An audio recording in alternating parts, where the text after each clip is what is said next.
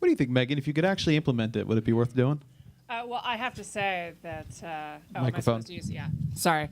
Basic minimum voice amplification. I'm really excited about Switzerland. Like, pass the popcorn. I really hope that they pass this, but I'm not sure I want it passed in my country. I would be very happy to let another country see what happens when you experiment this way. When people know that the income's going to end, do they behave differently than if forever and ever you could have $2,000 a month for the rest of your life without doing anything, right? That's a very different proposition than for the next 18 months, I'm going to give you so much, $1,200 in Canada or whatever it is, and see how you behave.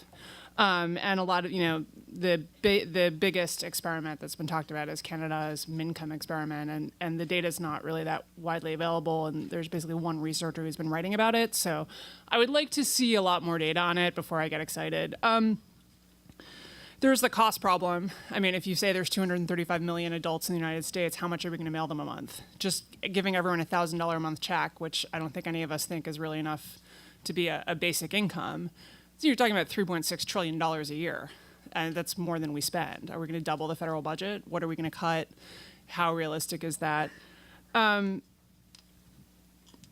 I think that the other thing that you really have to think about with America, less with Switzerland and other places, is that this is the end of immigration. You can have one or you can have the other.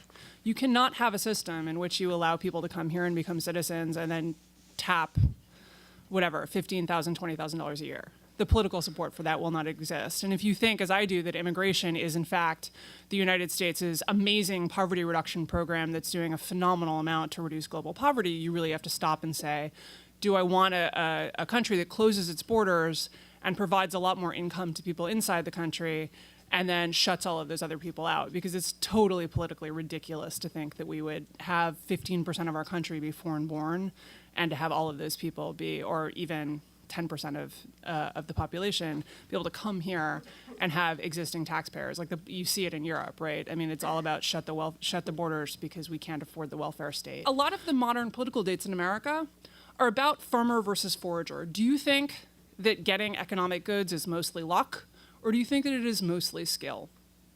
And that really boils down to a lot of, and like liberals tend to think that what bankers get is luck and what happened to poor people is luck.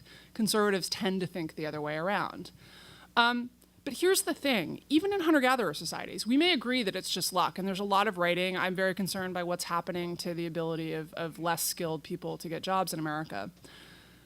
But in those societies, they don't just take it, it's not guaranteed. There are in fact really delicate reciprocal relationships that go on all the time that are really maintained. You're constantly putting in order to get out. These are social communal relationships, and that is the situation in which that kind of very flat sharing network seems to work, socially and politically, insofar as foragers can be said to have politics. That's not what we're talking about with a guaranteed income. We're talking about a one-way. You are entitled, you don't owe anything back, you're entitled because you are here and you are breathing. I think that's politically problematic. I'm not sure how much you can support it, but I also actually think that in terms of social and community structure, that is a problem. That we need to talk about, if you're talking about a guaranteed income, we need to embed that in a social structure that is about what are you giving as well as what are you getting. And I'm not saying that poor people are lazy and don't contribute, et cetera, but like that needs to be the conversation, and that's not the conversation that we're having right now.